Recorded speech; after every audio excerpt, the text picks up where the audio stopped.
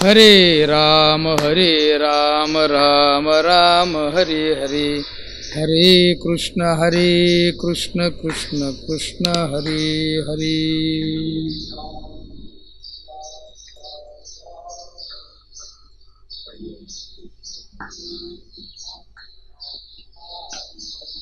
हरे राम राम राम हरे हरे, हरे कृष्ण कृष्ण कृष्ण हरे हरे।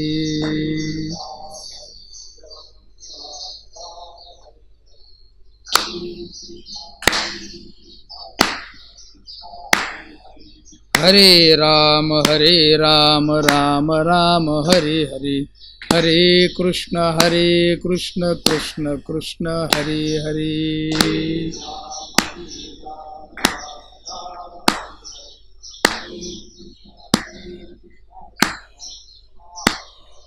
हरे राम राम हरे हरे, हरे कृष्ण कृष्ण कृष्ण हरे हरे।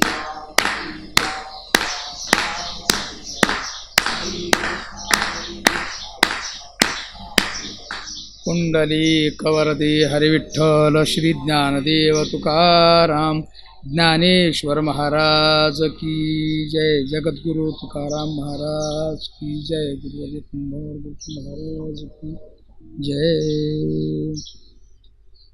विसावा विठ्ठल सुखाची सावली, प्रेम पाहना घाली भक्तावरी, दाखवी चरण दाखवी चरण दाखवी चरण नारायणा, विठ्ठल आचार विठ्ठल विचार, दावी निरंतर पाय आता, नामा म्हणे नित्य बुडालो संसारी, धावून या धरी हाती मज, दाखवी चरण दाखवी चरण दाखवी चरण नारायणा। प्रस्तुत प्रकरणी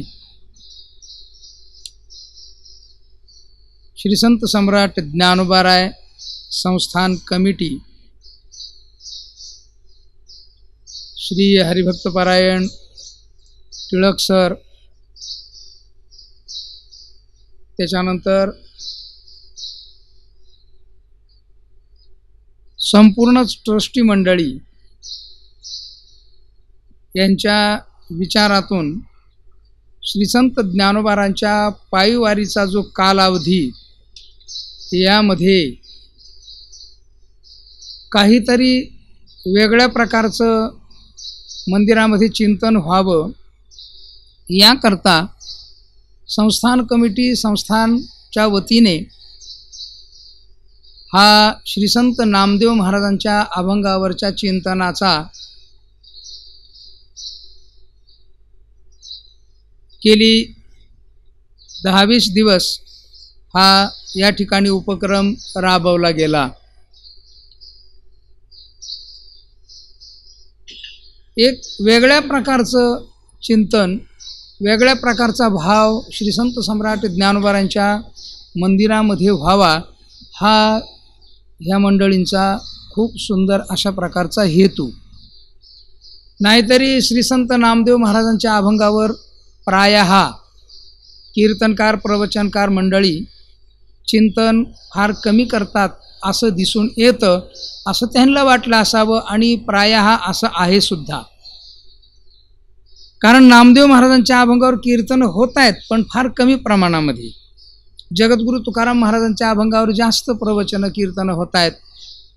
खरं तर प्रवचनाकरता ज्ञानेश्वरी आणि कीर्तनाकरता अभंग म्हणजे ओवी आणि अभंग अशा दोन गोष्टीचा जर विचार केला तर ओवीवर प्रवचन आणि अभंगावर कीर्तन असा विशेष विचार संप्रदायामध्ये आहे आणि तो रूढ आहे, चालत आलेला आहे। पण हल्ली अभंगावर पण प्रवचनाचा प्रकार सुरू झाला आणि तो अतिशय उत्तम आहे।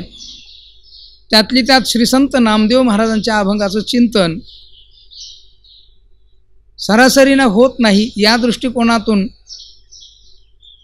भगवंताचे प्रेम भंडारी श्री संत नामदेव महाराज यांच्या अभंगावर या ठिकाणी चिंतन कीर्तन प्रवचन माला सुरू आहे। त्यामध्ये मला संस्थांच्या वतीनं सेवा करण्याची आज्ञा दिलेली आहे. त्या आज्ञेप्रमाणे मी आपल्यासमोर संस्थांनी दिलेला जो अभंग आहे त्या अभंगावर चिंतन करण्याचा प्रयत्न करत आहे.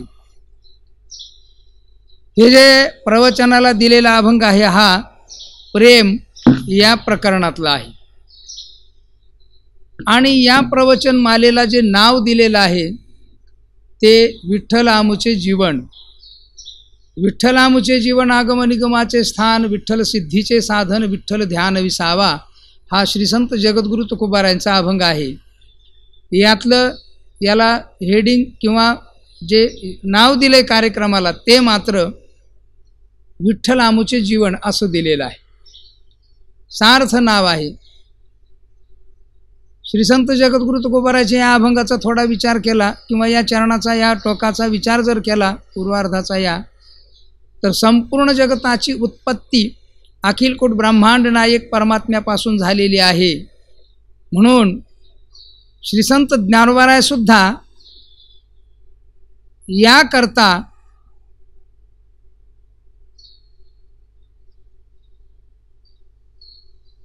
फार सुंदर पद्धतीने बोलत आहेत. संपूर्ण जगत देवापासून उत्पन्न झालेलं आहे. हर एक पदार्थाची उत्पत्तीचं स्थान परमात्मा आहे. राहतं कुठं त्याच्यातच राहतं आणि जातं कुठे तर त्या परमात्मा स्वरूपामध्येच जातं. 9व्या अध्यायाचा विचार केला तर त्यावरही खूप सुंदर अशा प्रकारचा विचार आहे. पण क्लिष्ट बाजूला असा विचार न्यायचा नाहीच आपल्याला. त्याकरता या अखिलकोट ब्रह्मांड नायक परमात्म्यापासून जगताची उत्पत्ती आहे. विठ्ठल आमुचे जीवन. जन्माद्यस्यतः असं एक सूत्र आहे ब्रह्मसूत्रामध्ये. त्याचा भाव हाच आहे विठ्ठल आमुचे जीवन. येन जातानी जीवंती वगैरे हेही श्रुती वेदानी बोललेलंच आहे. म्हणून याच दृष्टिकोनातून हे जे दिलेलं नाव आहे या मालेला ते अतिशय उत्तम आहे. आणि हा जो काल आहे तो कालखंड आहे वारीचा. वारी महाराष्ट्राकरता जगाकरता हर एक जीवाकरता अतिशय महत्त्वाचं प्रकरण आहे. वारी एक अलौकिक अशा प्रकारचं साधन निर्माण करून दिलेलं आहे संतांनी. अखिलकोट ब्रह्मांड नायक परमात्म्याकडं संतांच्या बरोबर जाणं हे एक अलौकिक वेगळं आणि विशेष असतं.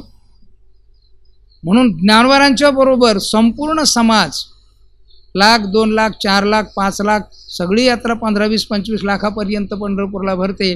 पण कुठल्या ना कुठल्या तरी संतांच्या बरोबर येतात. निवृत्तीनाथ महाराज, ज्ञानेश्वर महाराज, तुकाराम महाराज, मुक्ताबाई महाराज, सगळ्या ठिकाणावरून पालख्या निघतात सगळ्या संतांच्या. आणि त्या पूर्ण अखिलकोट ब्रह्मांड नायक परमात्म्यापाशी विसावतात. अर्थात असा विश्रांतीचं ठिकाण असलेला जो परमात्मा आहे त्या परमात्म्याच्या भेटीला आणि त्या परमात्म्याला भेटलं की चिरस्थिर स्वरूपाची विश्रांती प्राप्त होते माणसाला. असा हा अखिलकोट ब्रह्मांड नायक परमात्मा श्री विठ्ठल पंढरपूरमध्ये काल एकादशी झाली, आज द्वादशी, उद्या त्रयोदशी, म्हणजे हा शेवटचा प्रवचन मालेचा हा विशेष आहे. म्हणून या वारीच्या निमित्ताने संपूर्ण महाराष्ट्र आणि महाराष्ट्राबाहेरची मंडळी श्रीसंत ज्ञानोबाराय, जगद्गुरु तुकोबाराय आदी करून संतांच्या बरोबर अखिलकोट ब्रह्मांड नायक परमात्म्याच्या भेटीला जातात. आणि त्या परमात्म्याला भेटलं की मग मात्र मनाला, बुद्धीला, शरीराला चिरस्थिर स्वरूपाची विश्रांती प्राप्त होते. अशा प्रकारचा विश्रांतीचं स्थान असलेला हा अखिलकोट ब्रह्मांड नायक परमात्मा आहे. आणि या परमात्म्याबरोबर श्री संत नामदेव महाराजांचा जो संवाद आहे तो संवाद म्हणजे हे प्रेम नावाचं एक प्रकरण आहे. भक्तिप्रेम, प्रेम असे प्रकरणं यामध्ये केलेले आहेत. श्री संत नामदेव महाराजांचं जीवन म्हणजे नामदेव महाराजांना बोलताना प्रेम भंडारी अशा शब्दाचा प्रयोग केला जातो. म्हणून नामदेव महाराज सगुण साकार भक्तीच्या बाबतीमध्ये जगातली सर्वोच्च स्वरूपाची स्थिती म्हणजे नामदेव महाराजांच्या जीवनातली आहे. या नामदेव महाराजांच्या जीवनामध्ये देवावर किती प्रेम आणि देवाचं किती प्रेम याला उपमा देणं एवढं या जगतात उदाहरण जर कदाचित असलं तर वृंदावनातलं असेल, किंवा दुसरं उदाहरण द्यायचं झालं तर ज्ञानोबारांचं असेल. यापेक्षा दुसरं उदाहरण देता येत नाही. म्हणून नामदेव महाराजांचा आणि देवाचा किती प्रेमभाव, किती संबंध, कुठल्या प्रकारची भक्ती आणि कशी ती नामदेव महाराजांच्या रूपाने अभिव्यक्त आणि प्रतीतीला येते. वारकरी संप्रदायाचं प्रेममय संपूर्ण जीवन जगणारं व्यक्तित्व संत म्हणजे श्री संत नामदेव महाराज. नामदेव महाराजांच्या जीवनातले दोन भाग आहेत. एक पूर्व भाग आहे आणि एक उत्तर भाग आहे. पूर्व भाग आहे केवळ सगुण भक्तीचाच, आणि जो उत्तर भाग आहे तो आहे निर्गुण ज्ञानाच्या नंतर सगुण भक्तीचा. असे दोन भाग होतात. लहानपणापासूनच ज्ञानोबाराय नामदेवराय अखिलकोट ब्रह्मांड नायक परमात्म्याला जीव घालतायत. नैवेद्य हातीचा मूर्ती जेवी नव्हे हा सामान्य महिमा संतांचा अर्थात निळोबारायांनी बोललेलं आहे.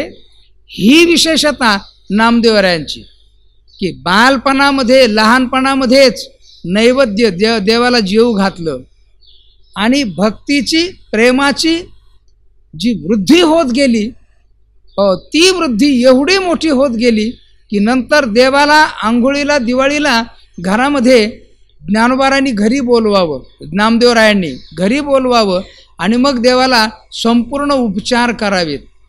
या प्रेमाला काहीही उपमा देता येत नाही. असं एक अलौकिक केवळ निर्विकार आणि भक्तीतलं अतिउच्च कोटी स्वरूपाचं प्रेम जे श्री संत नामदेव महाराजांचं प्रेम आहे. या प्रेम प्रकरणामधला हा अभंग आहे. प्रेम प्रकरण म्हटलं की माणसाचं डोकं खराब होतं आणि माणसाच्या डोक्यात खराबी येते, कारण प्रेम या शब्दाला प्रकरण शब्द लावला की त्याला मात्र खराबी निर्माण झाली, अशा प्रकारची विचित्रता आहे. जगातलं विषयाच्या संबंधाने असलेलं जे खरं तर त्याला प्रेम म्हणूच नाही, ती वासना आहे. वासनेलाच प्रेमाचं नाव दिलं जातं. वासना क्षमली की मनुष्य अतिशय निस्तेज होऊन जातो तिथं. अशी त्या वासनेलाच प्रेम संज्ञा दिलेली आहे आणि त्याला प्रेम प्रकरण सवय लागलेली आहे जगाला. एक चांगलं नाव देऊन वाईट वस्तू स्वीकारायची, तर त्यातलाच हा प्रकार आहे संसारातला. संसारात प्रेम नाही, वासना आहेत. मात्र प्रेम जी गोष्ट आहे ती फक्त परमार्थात असते, भक्तीमध्ये असते. म्हणून नारद महर्षी महाराजांनी भक्तीचं लक्षण करताना प्रेमाची अलौकिकता ज्याच्यात असते त्यालाच भक्ती म्हटलेले आहे. सात्वास्मिन परमप्रेम रूपा असंच भक्तीचं वर्णन केलेलं आहे. म्हणून तर अशी प्रेमयुक्त भक्ती अगोदरची परमात्म्याच्या व्यापकतेचं ज्ञान न होता परमात्मा विटेवरच आहे, परमात्मा माझा सखा आहे अशा स्वरूपाचं ज्ञान, एवढंच ज्ञान, जरा त्याला परिच्छिन्नतेचं ज्ञान म्हटलं तरी चालेल, पण अशा प्रकारच्या ज्ञानातच देवावर ते प्रेम करत होते. मात्र उत्तरार्ध नामदेवरायांचा निराळा आहे.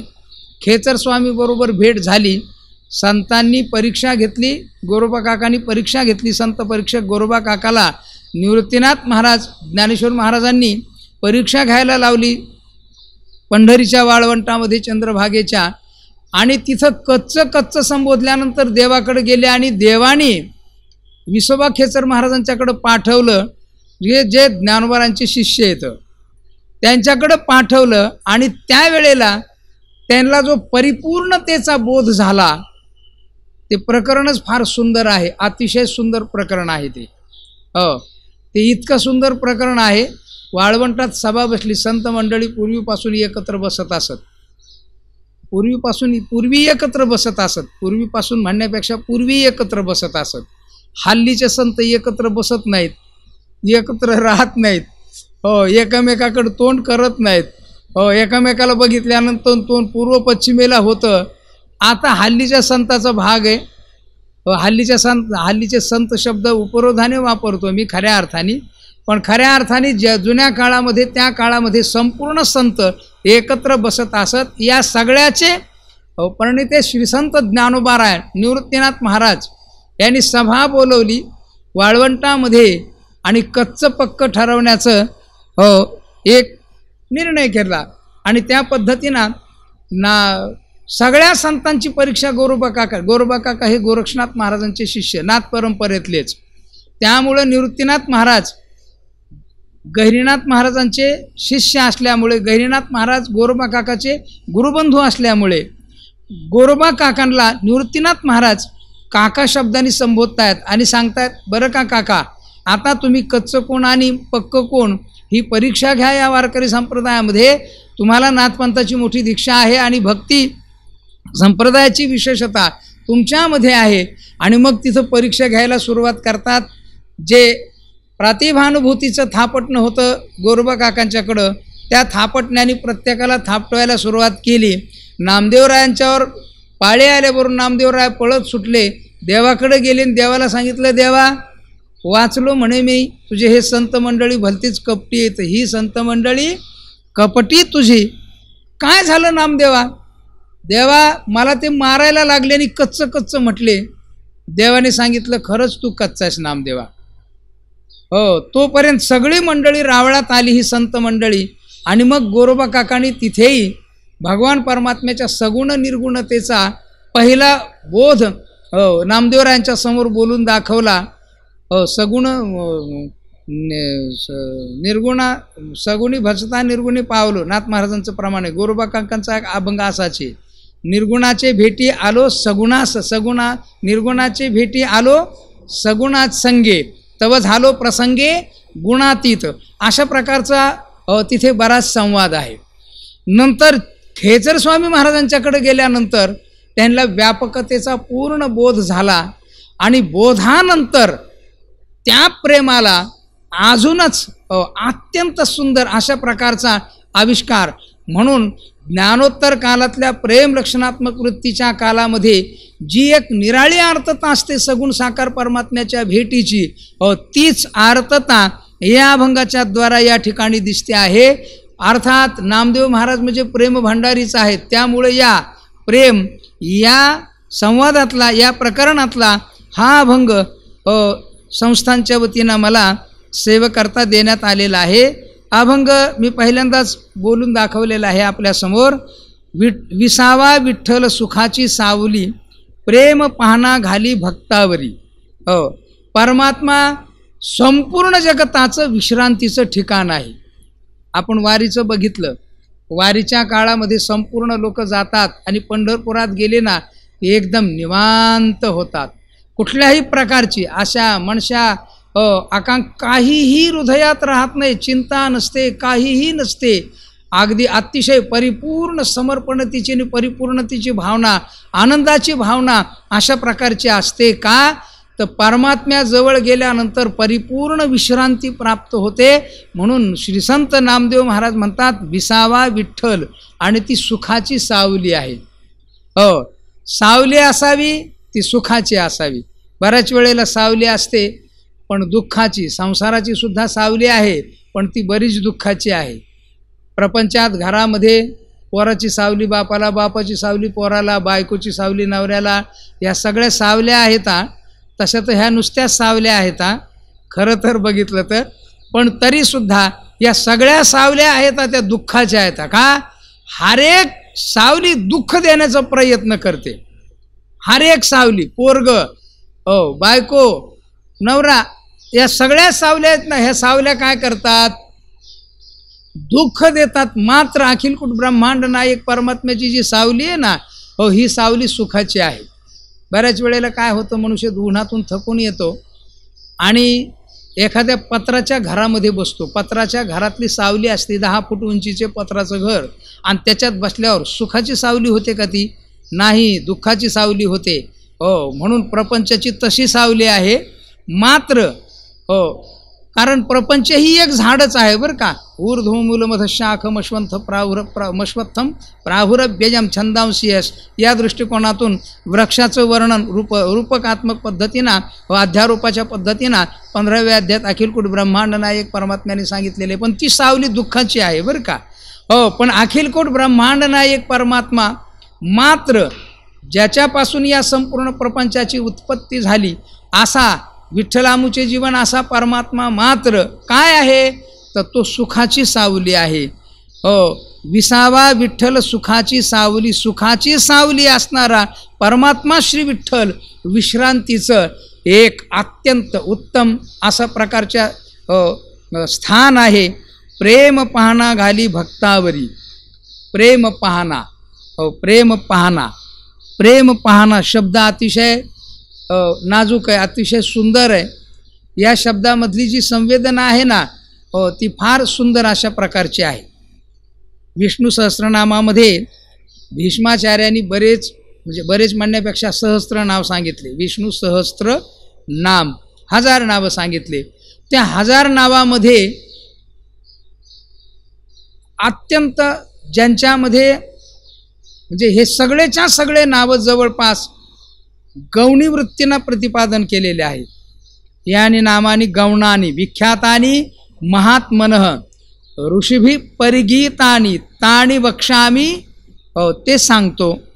अर्थात असं जे ऋषी लोकांनी गायलेलं आणि त्या नावामध्ये एक वेगळ्या वेगळ्या प्रकारचे गुण असलेलं असे नावं 1000 नावं सांगितले. त्या नावामध्ये भीष्माचार्यांनी लोकबंधुर लोकनाथो माधवो भक्तवत्सलः सुवर्णवर्णो हेमांगो वरांगश्चंदनांगदिही असं म्हटलेलं आहे. तो सुवर्ण अंग आहे, हेमकांती वगैरे वगैरे असं वर्णन केलेलं आहे त्या देवाचं या प्रत्येक नावामध्ये. व त्यामध्ये तो लोकबंधू आहे, तो लोकनाथ आहे आणि तो माधवो भक्तवत्सलः. म्हणून पंढरीच्या पांडुरंग परमात्म्याला माधव शब्दाचा प्रयोग करावा काही हरकत नाही, कारण पाठीमागे आईसाहेब आहेतच. माधव शब्दाचा अर्थ काय? लक्ष्मीचा पती. माधव लक्ष्मीचा पती असा जो माधव तो काय आहे? तो भक्त वत्सल आहे. आणि वत्सल वात्सल्य भावामध्ये प्रेमाचा पाहणा अशा प्रकारची विशेषता असते. प्रेमाचा पाहणा कुठं असतो? तो वात्सल्य भावात असतो किंवा वात्सल्य भावातून प्रेम पाहणा अभिव्यक्त होत असतो बरं का. म्हणून ज्या वेळेला वासराला गाय दूध देते, दूध पाजते ना, त्यावेळेला तिला पाहणा असा सुटत असतो. किंबहुना वासराला देण्याकरता पाहणा सुटत नाही तोपर्यंत माणसाला दूध काढता येत नाही. म्हणून गाय पाहणवली पाहिजे. हो, पाहणं याच्याकरता काय केलं जातं? तर वासराला सोडलं जातं. आता संसारातले लोक भलते विचित्र येतं.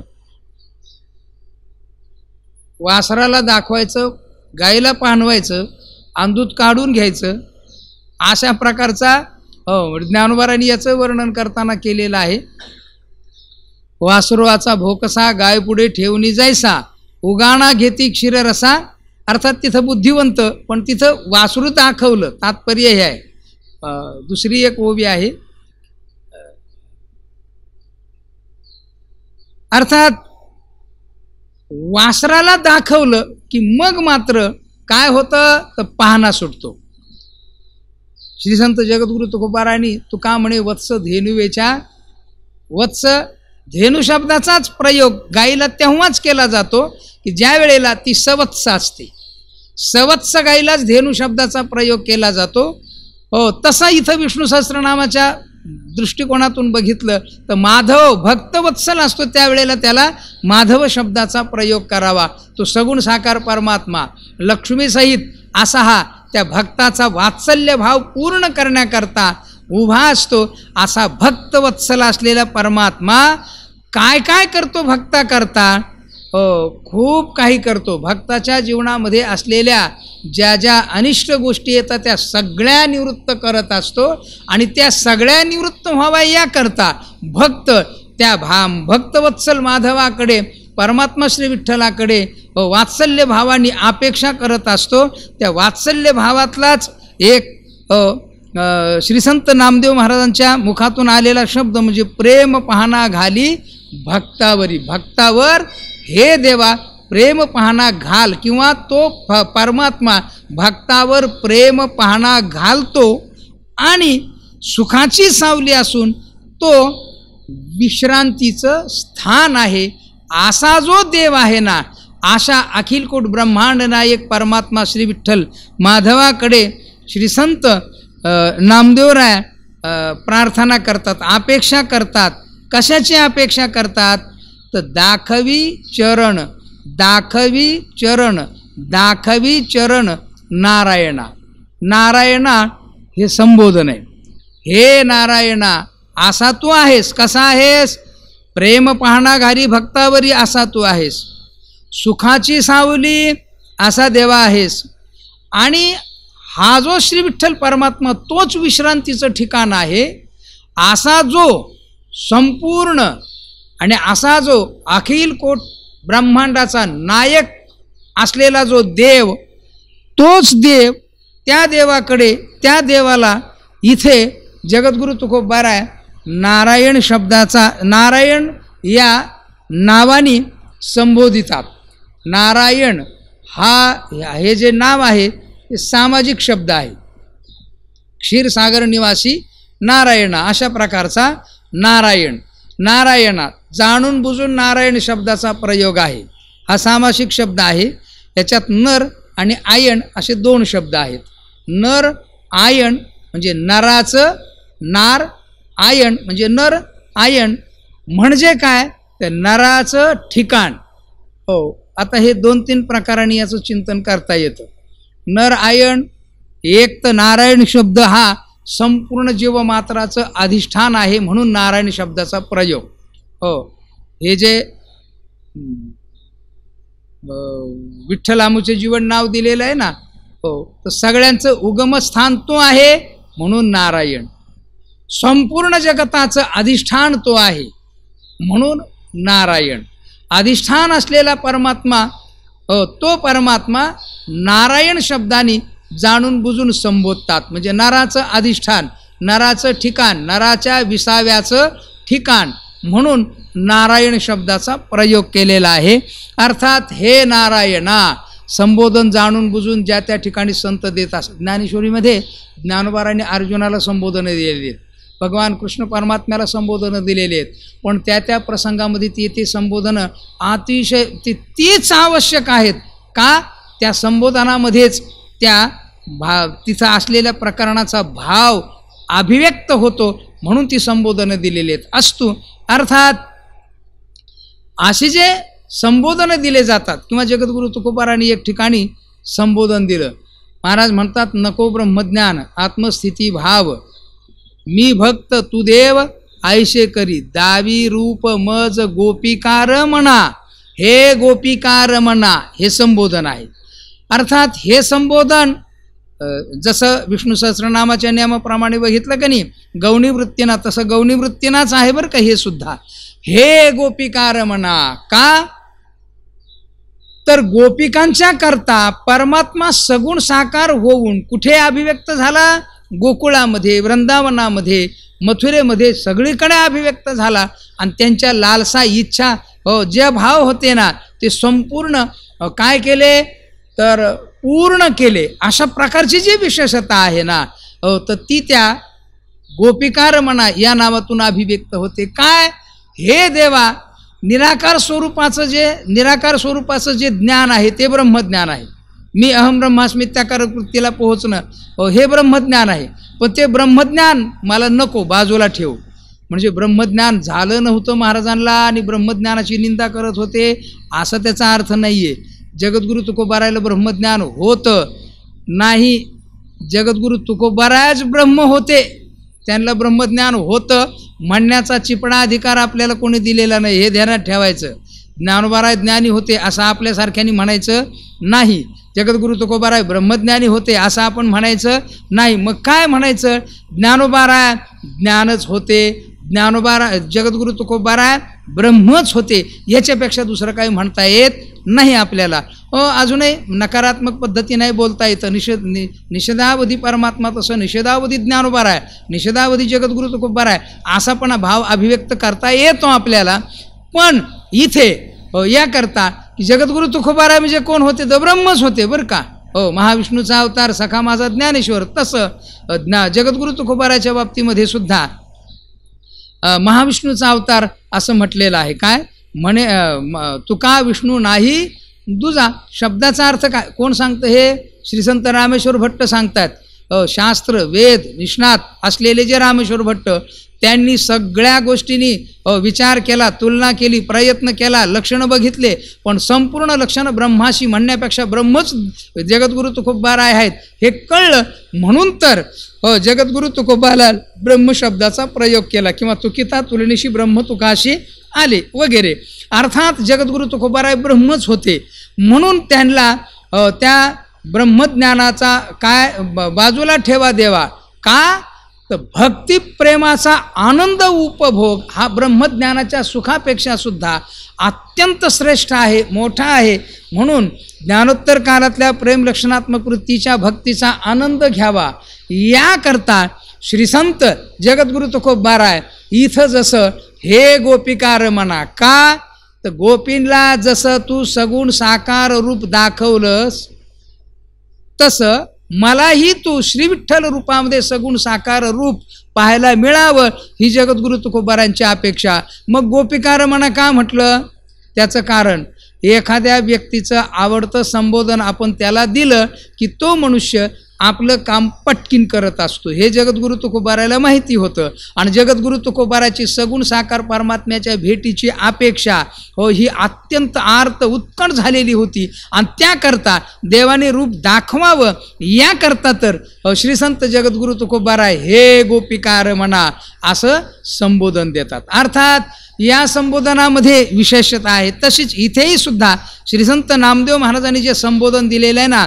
त्याच्यामध्ये विशेषता आहे. काय तिन्ही प्रकारामध्ये नारायण नाव चालतं. तिन्ही प्रकारामध्ये म्हणजे सगुण साकारामध्ये चालतं, सगुण निराकारामध्ये चालतं आणि निर्गुण निराकारामध्ये चालतं बरं का. सगुण साकार परमात्मा विश्रांतीचं स्थान म्हणून नारायण, सगुण निराकार संपूर्ण उत्पत्ती त्या परमात्म्यात माया विशिष्ट चैतन्य परमात्म्यापासून होते म्हणून तो अखिल कोट ब्रह्मांड नायक असलेला माया विशिष्ट माया शक्ती संपन्न असलेला जो देव तो सगुण निराकार तोही नारायण नावाने त्याच्या नारायण नावामधून अर्थाभिव्यक्ती होती. आणि नारायण नावातून शेवटी अधिष्ठान स्वरूप असलेलं दृंगमात्र जे संपूर्ण जगताचं अधिष्ठान असलेलं परब्रह्म जे 15व्या अध्यायामध्ये अधिष्ठान सांगितलं किंवा संपूर्ण गीता वेद उपनिषदामध्ये अधिष्ठान म्हणून ज्या परमात्म्याचं सांगितलेलं आहे आणि आध्यस्थ म्हणून संसार सांगितलेला आहे त्या सगळ्या संसाराचा अधिष्ठान परमात्मा आहे हेही सुद्धा सगळ्या जीवांचा अधिष्ठान परमात्मा आहे हेही या नारायण नावातून अर्थाभिव्यक्ती होते. म्हणून नारायण नाव तिन्ही अर्थामध्ये चालणार आहे. अर्थात हे देवा दाखवी पावले आता इथे 3 वेळेला म्हटलेले दाखवी चरण दाखवी चरण दाखवी चरण 3 वेळेला म्हटलं. हे नारायणा दाखवी चरण, हे नारायणा दाखवी चरण, हे नारायणा दाखवी चरण बरं का.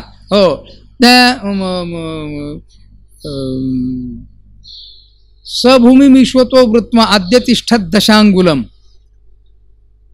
याच्यामध्ये विठ्ठल नावाची कशी हे आली तसं ते हे सांगितलेलं आहे. त्याच्यात दशांगुल परिमाणावशिष्टतेचं प्रतीक असलेल्या विटेवर उभा असलेला जो देव तो देव सगुण साकार श्री विठ्ठल परमात्मा याच्यामध्ये निर्गुणाचाही बोध होतो आणि सगुणाचाही बोध होतो. जसा तसं इथे नारायण नावातून तिन्ही बोध होतात. सगुण साकार, सगुण निराकार आणि निर्गुण निराकार.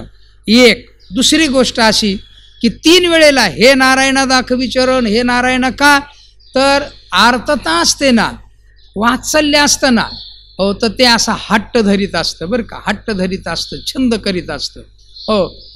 बाळ आहे ना, बाळ काय करतं आई मला हे दे, आई मला हे दे, आई दे ना ग, आई दे ना ग, आई दे ना, आई दे ना, दे दे दे दे.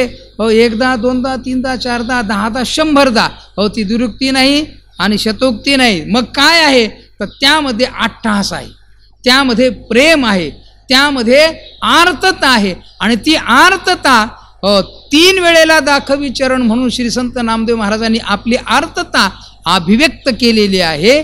म्हणून दाखवी चरण दाखवी चरण दाखवी चरण नारायणा. आणि दुसरा म्हणजे अर्थ काय तर दाखवी चरण सगुण साकार, दाखवी चरण निर्गुण निराकार ऐश्वर्यात्मक भाव, आणि दाखवी चरण निर्गुण निराकार सगुण निराकार आणि निर्गुण निराकार अधिष्ठान स्वरूप असलेल्या परमात्मा. हो, दाखवी चरण म्हणजे एक तर बुद्धी मन सहित जीवाला जे संसाराने श्रांत झालेला आहे त्याच्या विश्रांतीकरता सगुण साकार पहिल्यांदा. हो, दुसरा काय या परमात्म्याची विठ्ठलामुचे जीवन याच्यापासून संपूर्ण जगत उत्पन्न झालं, त्या परमात्म्याचा सगुण निराकार आविष्कार केवढा मोठा आहे. तो जगा एवढा, जगापेक्षा व्यापक, माये एवढा, मायेपेक्षा व्यापक अशा प्रकारचा आहे. आणि तो सर्व गुण सर्व शक्ती असा संपन्न आहे. म्हणून हे देवा तुझे ऐश्वर्य योग संपन्न असलेले जे चरण आहेत ना ते मला दाखव, म्हणून दाखवी चरण. आणि तिसरं अधिष्ठान स्वरूप दृंगमात्र आत्मभाव स्थिती अभिव्यक्त व्हावी याकरता दाखवी चरण हे नारायणा मला, असं तिन्ही प्रकाराने तुझे चरण मला दाखव. अशा प्रकारची आर्ततायुक्त प्रेममय भाव, आर्ततायुक्त प्रेम लक्षणात्मक वृत्ती महाराज अभिव्यक्त करताना बोलतात दाखवी चरण दाखवी चरण दाखवी चरण नारायणा. हे नारायणा मला चरण दाखव, तुझे चरण दाखव, चरण दाखव. हो, म्हणून संपूर्ण संतांनी परमात्म्याच्या चरणाची अपेक्षा केलेली आहे. संपूर्ण संतांनी चरणाची पायाची अपेक्षा केलेली. जगद्गुरु तुकोबारा सुद्धा अभंगाच्या पहिल्या गाथेतल्या पहिल्याच अभंगामध्ये काय म्हणतात, समचरण दृष्टी विटेवरी साजरी तेथे माझी हरी वृत्ती राहो. बरं का, चित्ती तुझे पाय डोळा रूपाचे, हो माझे चित्त तुझे, म्हणजे आपल्या चित्ताला मनाला बुद्धीला काय तर तुझ्याच पायाचा. आणि पाय हो या तिन्ही प्रकारामध्ये पाय शब्दाचा प्रयोग अर्थामध्ये होऊ शकतो, अशा प्रकारची विशेषता आहे. इथे महाराजांनी चरण शब्दाचा प्रयोग केलेला आहे. दाखवी चरण दाखवी चरण दाखवी चरण नारायणा.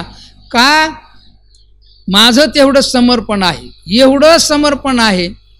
हो, संतांच्या भाषेची एक अलौकिकता. जगद्गुरु तुकोबाराचा अभंग आपण दिंडी निघाली की म्हणत असतो, विठ्ठल टाळ विठ्ठल दिंडी विठ्ठल तोंडी उच्चारा, विठ्ठल अवघ्या भांडवला, विठ्ठल बोला संपूर्ण विठ्ठल आहे, संपूर्ण विठ्ठल आहे, जीवनच संपूर्ण श्री विठ्ठल आहे. अशा प्रकारची विशेषता आहे.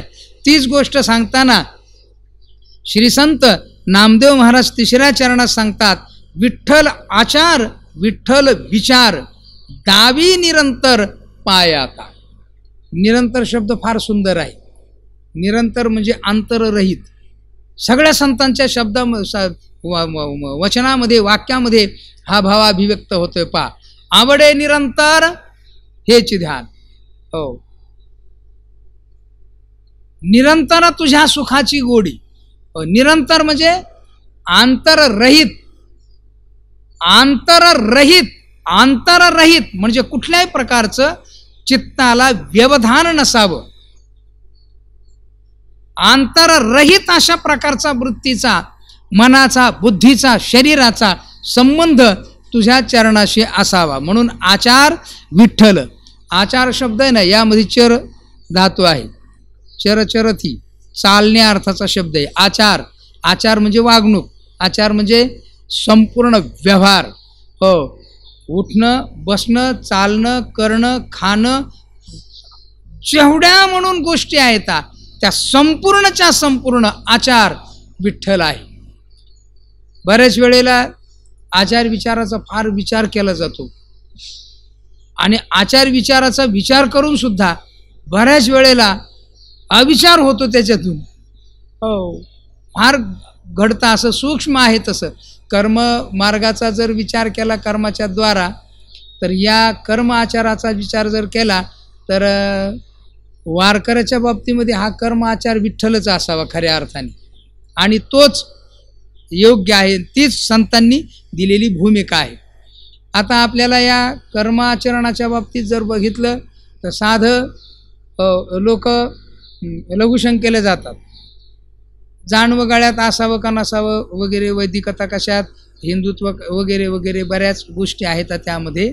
मात्र जाणवा असेल तर ते लग्नात दिलेलं असेल, नाही तर उपनयन संस्कार होऊन दिलेला असेल वगैरे वगैरे, ते जाणवं कानात अडकवण्याचं पहिल्यांदा ध्यानात राहतं. किती येडे घालायचे हे ध्यानात राहत नाही. कोणी गळ्यात अडकवतो, अवघड आचार आहे हा सगळा. हा जो कर्मपद्धतीनं आचार जर मागितला तर ते सुख. म्हणून तर श्रीसंत जगद्गुरु तुकोबारायने म्हटले, मोडून या वाटा सूक्ष्म दुस्तर.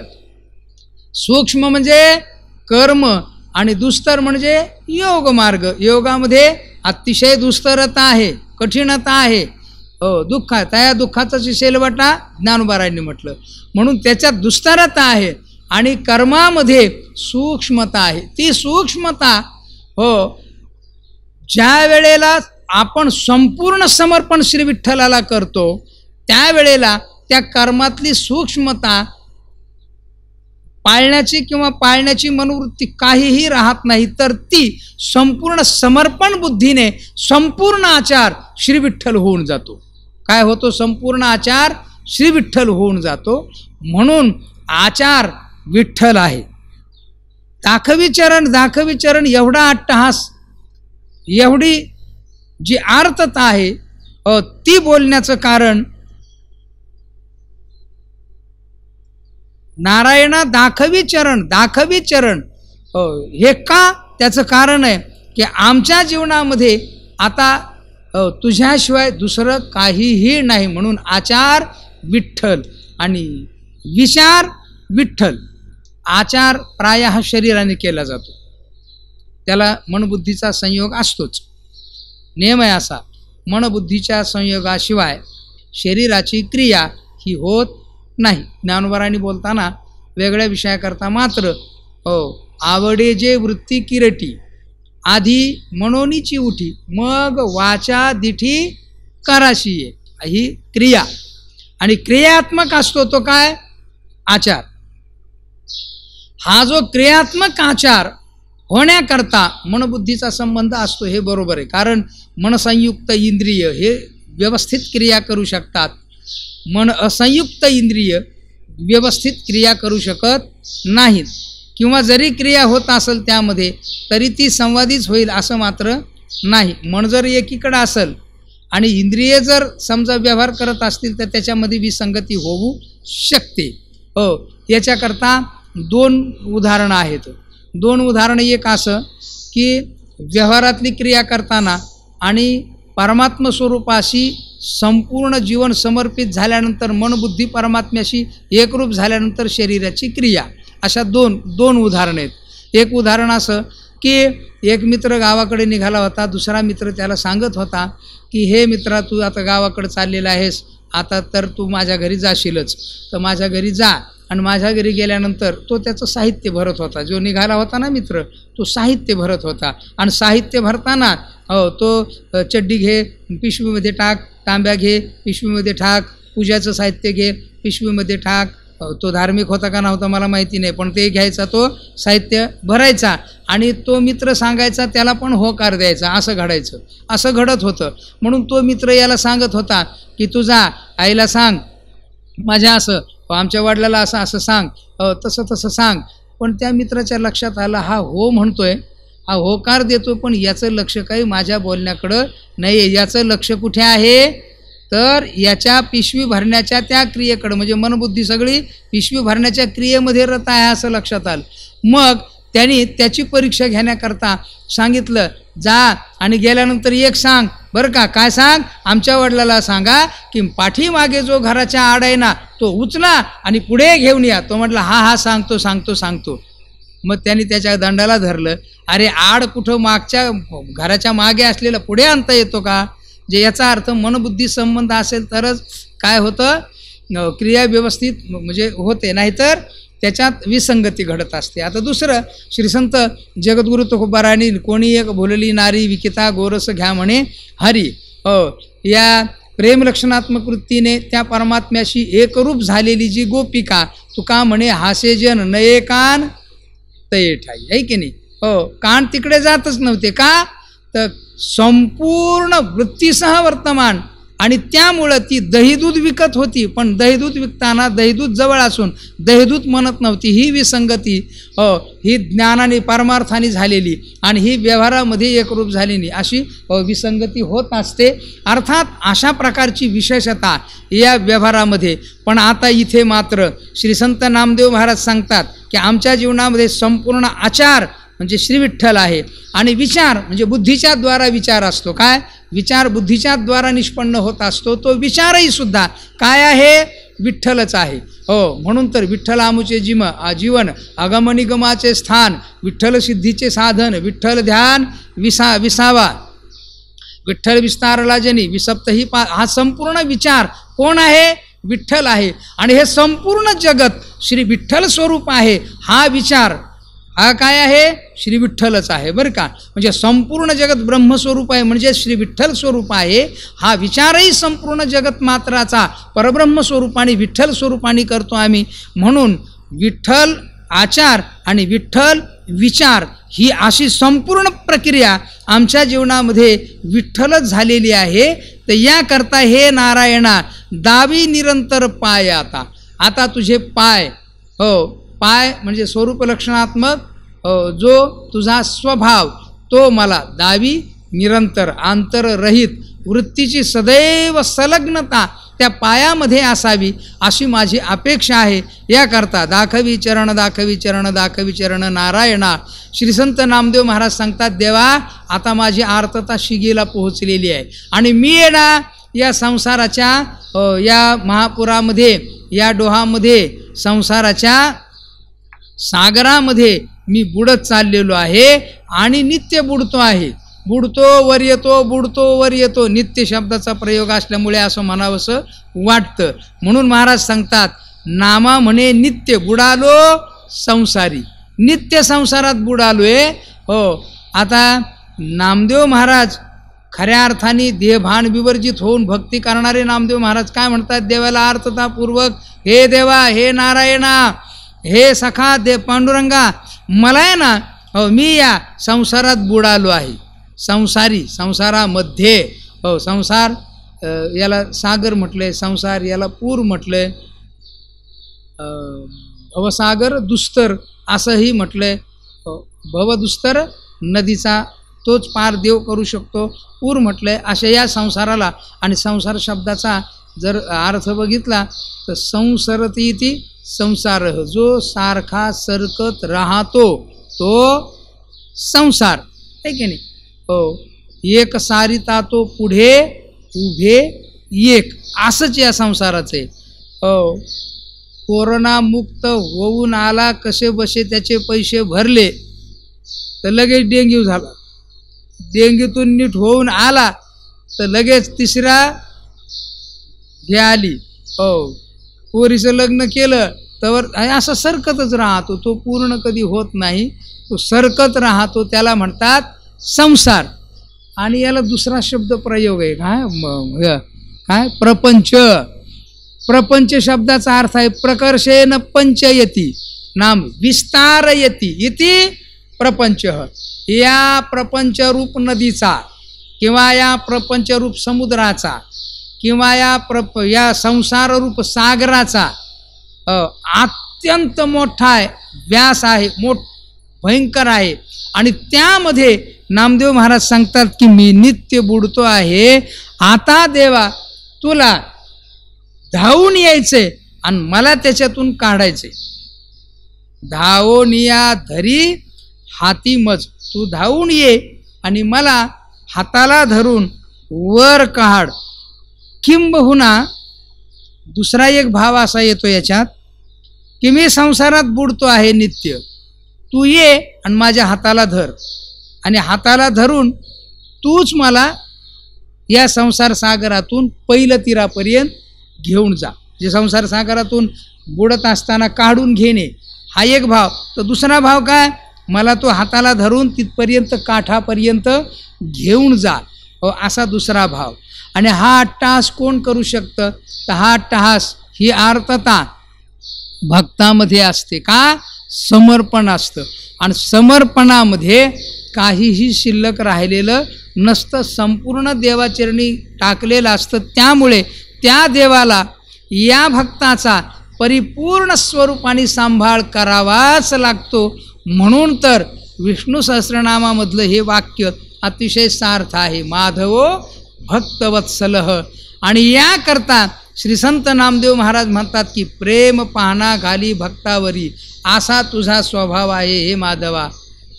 तू या संपूर्ण जगताचा विसावा आहेस, सावली आहेस, भक्तांच्या विसावा, भक्तांची सावली आहेस. आणि ती सुखाची सावली आहे, कारण सुखरूप केवळ आणि केवळ परमात्मा आहे. सुखरूप आहेसा तुझा कोण सांगा, माझ्या पांडुरंगा सारी खातो, सारी खातो. म्हणून महाराज सांगतात, सुखालागी करीशी तळमळ तरी तू पंढरीशी जाय.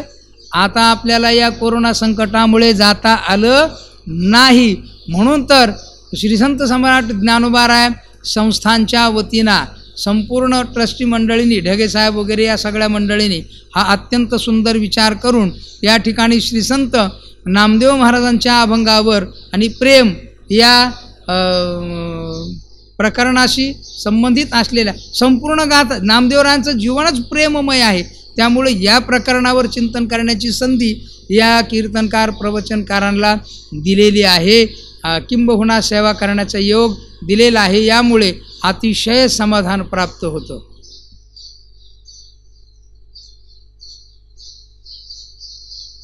अतिशय समाधान प्राप्त होतं. या समाधानाला दुसरी जगतातली कुठलीही उपमा देता येत नाही. म्हणून संस्थांचे अनंत ऋण मी अभिव्यक्त करतो. खरंच माऊलीच्या समोर बसायला या 2 वर्षामध्ये मिळालं नाही.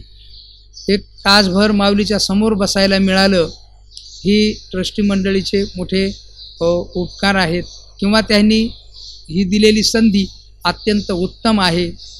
आणि या संधीमुळे श्री संत ज्ञानोबारांच्या समाधीपुढे, संजीवन समाधीपुढे बसायला मिळालं. आणि बसायला मिळालं हेच मोठं भाग्य आहे. आणि चिंतन करायला मिळालं. अभंग ही अतिशय सुंदर अशा प्रकारच्या प्रेमलक्षणात्मक भावाचा अभिव्यक्ती करणारा अभंग मला आला वाट्याला माझ्या, आणि त्या अभंगाच्या द्वारा मी चिंतन करण्याचा प्रयत्न केलेला आहे.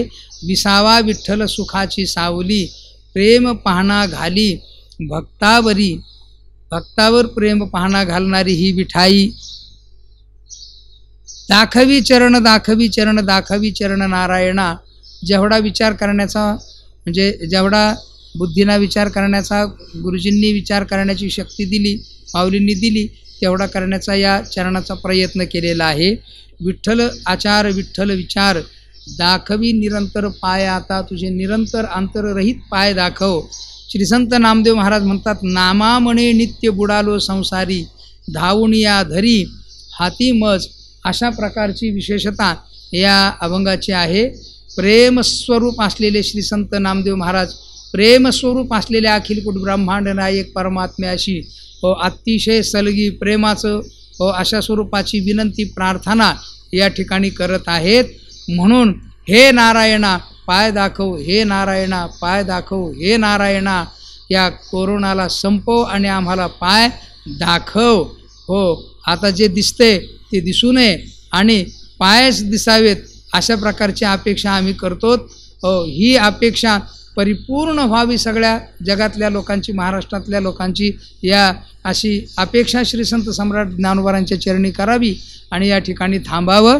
ज्ञानोबाराय म्हणजे योगी आहेत, ज्ञानोबाराय म्हणजे ज्ञान आहेत, ज्ञानोबाराय म्हणजे राजा आहेत, ज्ञानोबाराय म्हणजे सर्वच आहेत. असं ज्ञानोबारायचं पूर्ण ऐश्वर्य आणि त्या पूर्ण ऐश्वर्य संपन्न श्री संत सम्राट ज्ञानोबारांच्या चरणी मी अतिशय नतमस्तक होऊन इथे समर्पित करतो.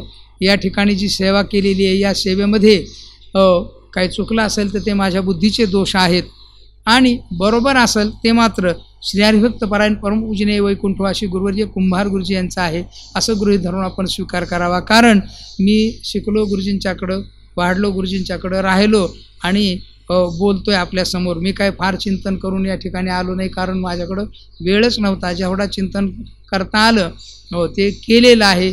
वाकडी की नीट देव जाणे. जे चुकलं असेल त्याच्याकरता क्षमा करावी किंवा मला दुरुस्त करून द्यावं, सांगावं. आणि जर बरोबर असेल तर ते गुरुजींचं आहे असं गृहीत धरून, संतांचं आहे असं गृहीत धरून, ज्ञानोबारांचं आहे असं गृहीत धरून आपण स्वीकार करावा. नामदेवरायांचा आहे असं गृहीत धरून स्वीकार करावा.